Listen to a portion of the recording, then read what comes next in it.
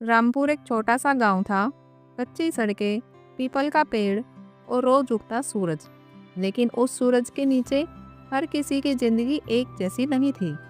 गांव के आखिरी छोर पर एक झोपड़ी में रहता था मोहन, जो कि एक किसान था। वह दिन भर खेत में मेहनत करता। उसकी पत्नी कमला कम बोलती थी, लेकिन हर दर्द समझती थी।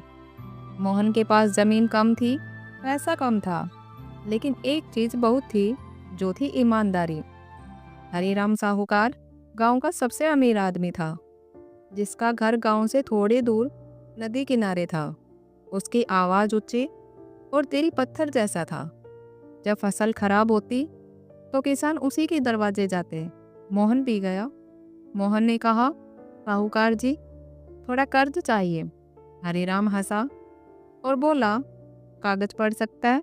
मोहन चुप रहा। हरीराम ने शर्त रखी, ज़्यादा ब्याज, कम समय।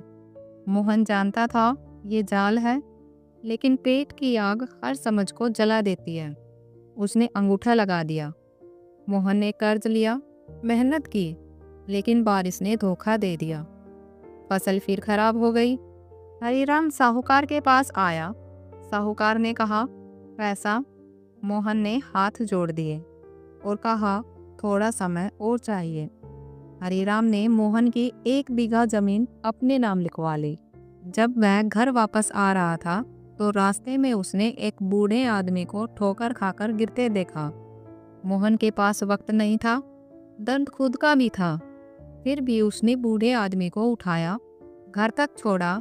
बूढ़े आदमी ने कहा, बेटा, कर्म कभी खाली नहीं जाता।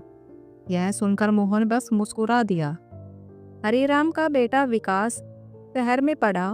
अकड़ भरी चाल, उसे किसानों से नफरत थी। एक दिन उसने मोहन के खेत से जानबूझकर ट्रैक्टर निकाल दिया। फसल कुचल गई।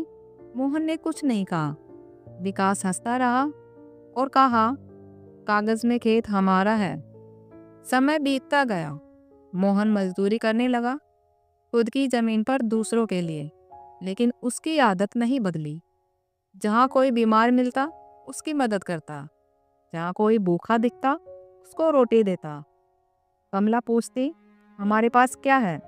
मोहन कहता, जो है वही बांट रहे हैं। पीपल के पेड़ के नीचे वही बूढ़ा आदमी अक्सर देखने लगा। वह बस इतना कहता, हिसाब चल रहा है। हरीराम का व्यापार बढ़ता गया। उसने और जमीनें छीनी और कर्ज बांटा। घर बड़ा था और नींद छोटी। विकास शहर में गलत लोगों के साथ फंस गया। जुआ, शराब, कर्ज। हरीराम ने अपनी जमा पूंजी बेटे को बचाने में झोंक दी। एक साल बारिश ज्यादा हुई, नदी उफन पड़ी। सबसे पहले हरीराम का मकान पानी में गिर गया। विकास कार में फंस गया। कोई आगे नहीं बढ़ा। उसी भीड़ में मोहन भी था। उसने एक पल सोचा, यही आदमी था जिसने सब छीना। फिर उसे पीपल के पेड़ के नीचे बैठे बूढ़े आदमी के शब्द याद आए, कर्म। मोहन पानी में कूद गया। इसी तरह विकास को बाहर निकाला। विकास बेहोश था। हरीराम कांप रहा था। उसने मोहन के पैर पकड़ लिए और कहा, मुझे माफ कर दो। मोहन ने हाथ खींच लिया और कहा, माफी मुझसे नहीं, अपने कर्मों से मांगो। वही बूढ़ा आदमी पीछे खड़ा था। उसने कहा, हिसाब बराबर हो रहा है।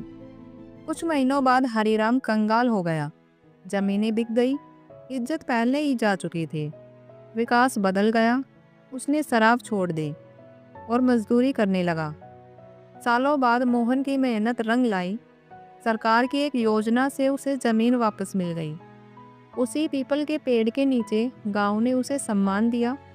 मोहन ने भीड़ में उसी बूढ़े आदमी को ढूंढा, लेकिन वह नहीं मिला। उसकी जगह पेड़ के तने पर एक वाक्य लिखा था, कर्म का हिसाब समय करता है, इंसान नहीं। कुछ लोग तुरंत फल चाहते हैं, कुछ बीज बोते हैं, लेकिन याद रखना, कर्म कभी खाली नहीं जाता, बस उसका वक्त तय होता है। अगर आपको यह कहानी पसंद आई हो तो वीडियो को लाइक करें, कमेंट में लिखिए क्या कर्म सच में लौट कर आता है, और चैनल को सब्सक्राइब करें। मिलते हैं अगली कहानी में।